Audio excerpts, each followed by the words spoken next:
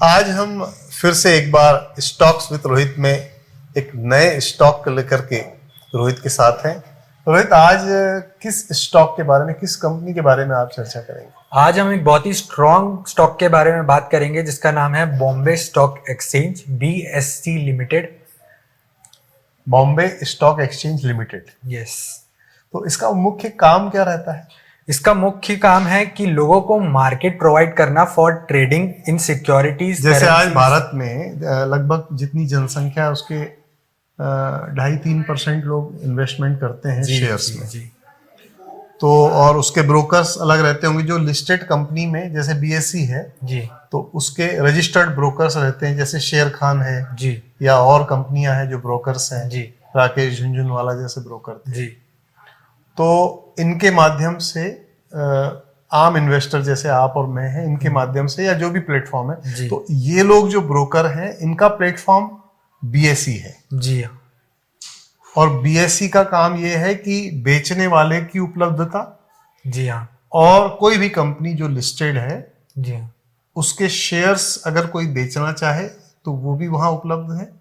Right. और share अगर कोई खरीदना चाहे तो वो जो बेचने वाले हैं वो उसको बेच देते हैं। करेक्ट। यही उसका टोटल BSE का काम मेरे ख्याल से यही है। ये एक प्लेटफॉर्म प्रोवाइड करता है बायर के लिए और सेलर के लिए, जिसकी वजह से ये स्टॉक एक्सचेंज कहलाता है। ये एक्सचेंज क्लियरिंग एजेंट कहलाता है। अच्छा, जैसे मान लीजिए कि एक कंपनी है, उसके मेरे पास 500 शेयर है, मैंने 300 शेयर बेच दिए जी। तो BSE का काम ये रहेगा कि मेरे 500 में से 300 कम हो जाएंगे। जी हाँ। और मान लो तुमने खरीदे जी। तो तुम्हारे पास एक भी शेयर नहीं था, तो तुम्हारे खाते में 300 रहेंगे, मेरे खाते में 200 बचेंगे। जी। ट्रेडिंग भी हो गई, तुम्हारी भी हो गई ट्रेडिंग, मेरी भी हो गई, और वो क्लियरिंग हो गई भी। अब मेरे 200 का 300 कम हो गए, तुम्हारे 300 बढ़ गए। ट्रेडिंग एंड क्लियरिंग का यही मतलब है। राइट। तो that is the trading and clearing का मुख्य काम है बॉम्बे स्टॉक एक्सचेंज का। रोहित, BSE आपके लिए फेवरेट स्टॉक क्यों है? फेवरेट मेरा स्टॉक इसलिए है क्योंकि BSE ओल्डेस्ट स्टॉक एक्सचेंज है पूरे एशिया में। ये 1875 में फाउंड किया गया था और साथ ही साथ फास्टेस्ट ग्रोइंग स्टॉक एक्सचेंज भी है पूरे वर्ल्ड में। नहीं, देखिए अभी तो जैसे भारत में केवल 2.5-3% लोग शेयर मार्केट में इन्वेस्टमेंट करते हैं। जी जी जी, मैं आने ही वाला था इस बात। आने वाली क्या संभावनाएं हैं? आज 2.5-3% है, तब भी आज मार्केट में पिछले एक साल में शेयर का रेट 800 से 2,500 हो गया मुझे लगता है। अगर आप देखेंगे तो पिछले 3 साल में जो म्यूचुअल फंड की लिक्विडिटी बढ़ी है मार्केट में, वो इस तरीके से बढ़ी है कि मार्केट इतना लिक्विड हो गया है और 3% इन्वेस्टर होने के बावजूद इतनी लिक्विडिटी मार्केट में आ चुकी है। तो सोचिए जब ये 20% से 25% पहुंचेगा 2040 में या 2035 में, तब इसका जो रेवेन्यू है BSE लिमिटेड का रेवेन्यू, ये 10 to 20 टाइम्स हो जाएगा। जो आज BSE की आमदनी है साल की, ये 10 गुना हो जाएगी 10 साल में। बिल्कुल। तो शेयर कितना गुना होने की संभावना है? शेयर तो अपने मार्केट कैप को और बढ़ाते चलेगा, और ये शेयर अभी चल रहा है 2600 रुपए पे, और ये कोई भी मतलब 10 to 15 टाइम्स एनी विच वे जा सकता है। मतलब ये 10,000 के ऊपर जा सकता है। कितने सालों में? 5 to 10 ईयर्स के बीच में। 5 साल में 2,500 का शेयर अगर 10,000 हो जाता है, जी हाँ, तो 400% ग्रोथ बिल्कुल 10 साल में हो सकती है। अच्छा, तो इसके क्या आप इसके कुछ फंडामेंटल्स के बारे में बताएंगे? BSE में क्या ऐसा विशेष है, इसके फंडामेंटल्स जो है, क्या विशेष बात है BSE में जो ये शेयर खरीदना चाहिए? एक तो कंटिन्यूसली इसके रेवेन्यू ग्रो कर रहे हैं, और अगर हम प्रॉफिट को चेक करेंगे तो 2013 में इसका प्रॉफिट 133 करोड़ पे स्टैंड कर रहा था। 2013 में, और आज पहुंच गया है 772 करोड़ इन 2024। अच्छा, जो कि 7 टाइम्स हो चुका है ऑलरेडी। मतलब 6-7 गुना प्रॉफिट इसका 10 साल में बढ़ा है। तो क्या कारण है कि पिछले एक साल में ही ये शेयर 800 से 3 गुना हो गया? जो मैंने कारण बताया कि ये नेक्स्ट 10 ईयर्स में 4 टाइम्स 5 टाइम्स हो जाएगा ये शेयर, वही कारण है कि 2013 से 2024 तक के जो लोग पार्टिसिपेंट्स बड़े हैं मार्केट में, जिन्होंने म्यूचुअल फंड के थ्रू लिक्विडिटी प्रोवाइड की है मार्केट को, उन्होंने ही इसके रेवेन्यू को बढ़ाया है। नहीं, मुझे एक बात समझ में नहीं आई कि लोगों ने म्यूचुअल फंड खरीदना शुरू किया, जी हाँ, उनका पैसा मार्केट में आया, जी हाँ, लिक्विडिटी आने से बीएसई को कैसे फायदा होगा? क्योंकि बीएसई ये सर्विसेज प्रोवाइड करता है। म्यूचुअल फंड खरीदने के लिए आपको प्लेटफॉर्म भी प्रोवाइड करता है, म्यूचुअल फंड कंपनीज को भी प्लेटफॉर्म प्रोवाइड करता है, एक्सचेंज प्रोवाइड करता है कि वो अपनी जो म्यूचुअल फंड है वो बीएसई के थ्रू बेचे।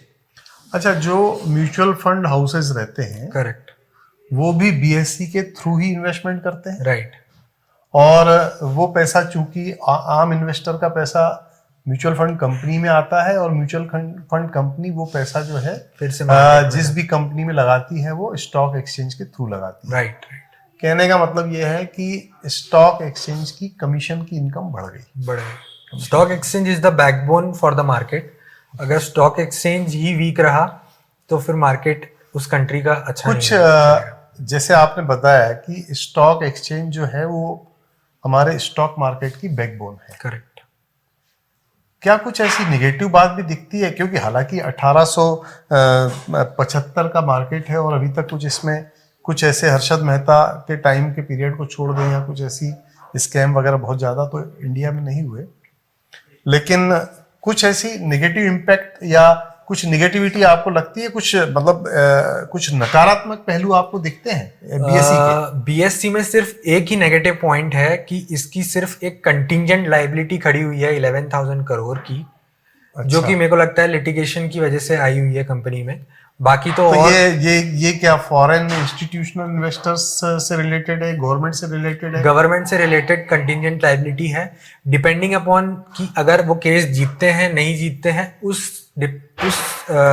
नहीं तो मान लीजिए कि 11,000 करोड़ की कंटिजेंट लायबिलिटी है और अचानक से कोई सुप्रीम कोर्ट में भी ये केस हार जाते हैं और अचानक से इनको 5-7 हजार करोड़ भरना पड़ता है। जी हाँ। तो इनके बैलेंस शीट की आपने स्टडी की होगी, क्या इनके पास उतने रिजर्व्स हैं? बिल्कुल, इनके पास उतने रिजर्व्स है और कंपनी के पास जीरो बोरोइंग्स है। बोरोइंग्स, अच्छा, बोरोइंग्स अभी कुछ भी नहीं है? कुछ भी नहीं। कंपनी के पास आज की तारीख में कुछ भी डेट्स नहीं है, लोन नहीं है।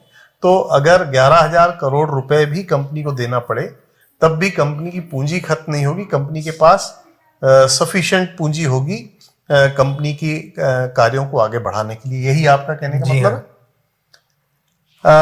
इन्हीं फंडामेंटल्स की बात को हम, चूंकि कंटिंजेंट लायबिलिटी जो है वन ऑफ द फंडामेंटल्स की ही बात है, फंडामेंटल्स पे ही हम और बात करते हैं। तो क्या कुछ और फंडामेंटल्स आप बताना चाहेंगे बीएसई के बारे में? जी हाँ, वैल्यूएशन की मैं बात करूंगा। जहां इसका वैल्यूएशन मुझे चीप लगता है, वही कंपटीटर्स का वैल्यूएशन मुझे थोड़ा एक्सपेंसिव लगता है। इसका पी स्टैंड कर रहा है 58 पे और वहीं कंपटीटर्स का जो पी है वो 124 के आसपास है। कंपटीटर कौन है इसके इंडिया में?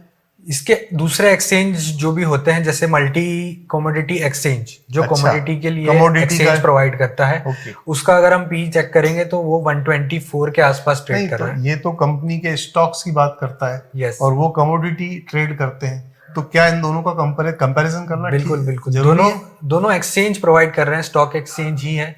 एक स्टॉक एक्सचेंज है, एक कमोडिटी एक्सचेंज है, तो दोनों सर्विसेज एक ही तरीके की प्रोवाइड कर रहे हैं। अच्छा, जैसे एक दांत का डॉक्टर और एक आंख का डॉक्टर। जी हाँ, बिल्कुल ऐसा कहने का आपको मतलब है। तो फंडामेंटल्स पे ही हम और बात करें। पी रेशो आपने बताया कि इसका अच्छा है, तो ये और कुछ वैल्यूएशन इसका चीप है। दूसरा आपने बताया कि डेट्स, कंपनी के ऊपर बोरोइंग्स निल है, जीरो है। जी हाँ, केवल कंटिजेंट लायबिलिटी खड़ी है, जो बन भी सकती है, लायबिलिटी नहीं भी बन सकती। जी हाँ। इसके अलावा और कुछ फंडामेंटल? इसका रिटर्न ऑन कैपिटल एम्प्लॉयड और रिटर्न ऑन इक्विटी दोनों सूटेबल है। 20% और 15% पे स्टैंड करता है। रिटर्न ऑन कैपिटल एम्प्लॉयड कितना बताया आपने? 20%। 20%। जी। And another ratio is return on equity is 15%. 15%। Right. Return on equity मतलब जैसे हमने 100 रुपए अगर कहीं लगाया है तो हमको साल भर में 115 रुपए मिल जाए। जी हाँ, इन्वेस्टर को कितना पैसा अभी तक इन्वेस्टर को आज की तारीख में अगर रिटर्न ऑन इक्विटी देखें तो बीएसई में 100 रुपए लगाने पर आपको 15 रुपए साल के मिलना ही मिलना है। यही मतलब हुआ? जी हाँ। ओके, जो कि 15 रुपए अगर 15% की दर से आपकी इन्वेस्टमेंट बढ़ती है तो ये फिक्स डिपॉजिट से ज्यादा रेट है। ये आपका प्रोविडेंट फंड से ज्यादा रेट है, या आप डिबेंचर्स में पैसा लगाते हैं तो उससे भी ज्यादा ये रेट है? सबसे इम्पोर्टेंट बात, और ये इसका डिविडेंड पे आउट भी 57% का है, तो डिविडेंड भी काफी अच्छा पे करती है कंपनी। 57% इसका डिविडेंड पे आउट है। रोहित,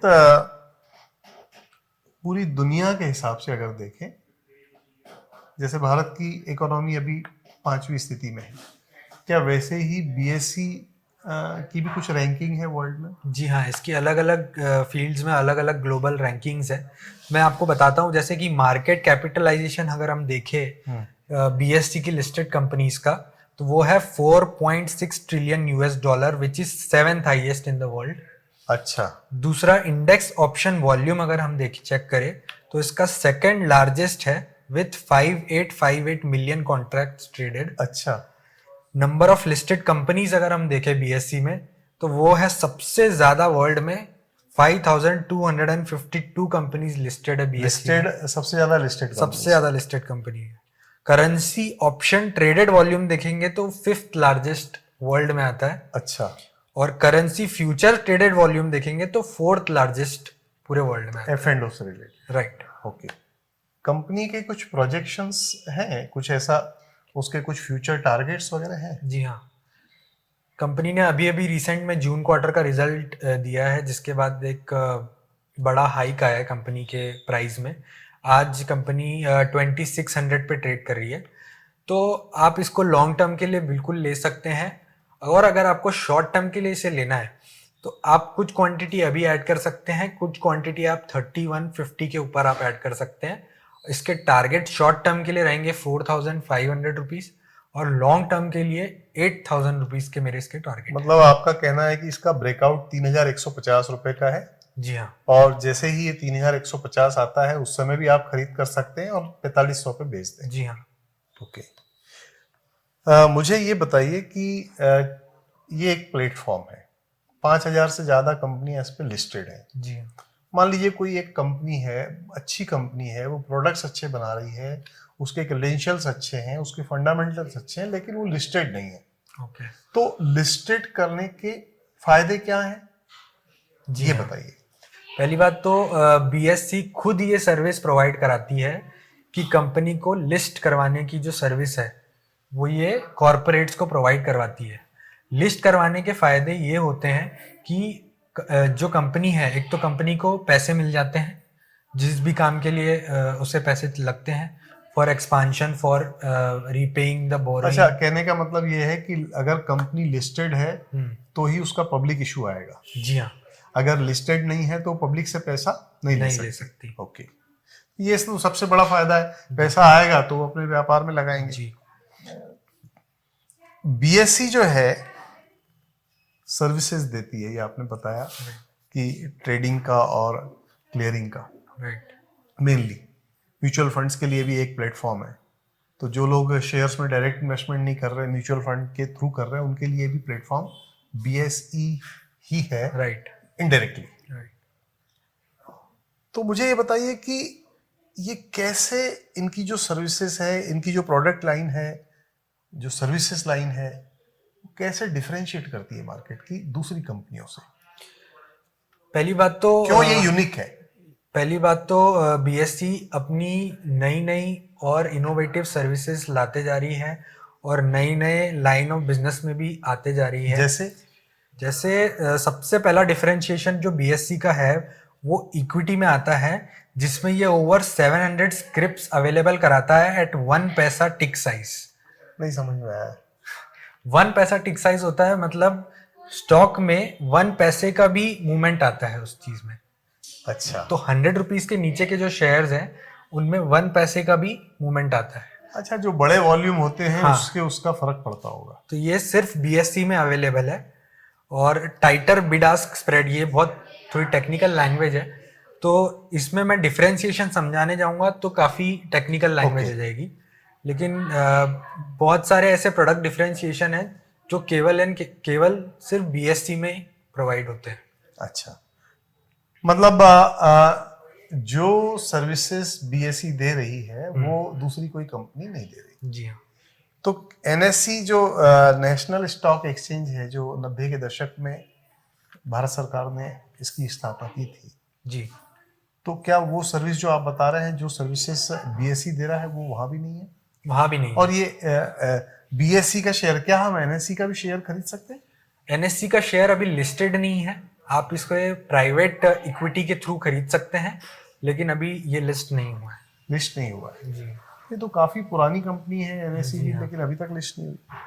तो रोहित, मैं एट द एंड आपसे ये जानना चाहूंगा कि कोई आम इन्वेस्टर जैसे मैं या ये हमारे कैमरामैन हैं राहुल, जी, बीएसई का शेयर क्यों खरीदे? बीएससी का शेयर मैं सबको रिकमेंड इसलिए करता हूँ। सबसे पहली बात तो इसके फंडामेंटल्स बहुत स्ट्रांग है। अगर कंपनी का रेवेन्यू और कंपनी के प्रॉफिट्स अगर अच्छे हैं तो डेफिनेटली कंपनी कहीं ना कहीं ग्रो करेगी और उसका प्राइस बढ़ेगा ही बढ़ेगा।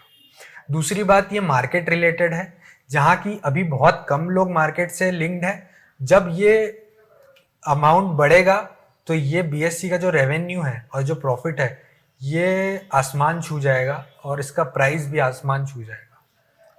तो हमको बीएसई का शेयर अगर हमारे पोर्टफोलियो में नहीं है तो लेना चाहिए, ऐसा आपका बिल्कुल बिल्कुल।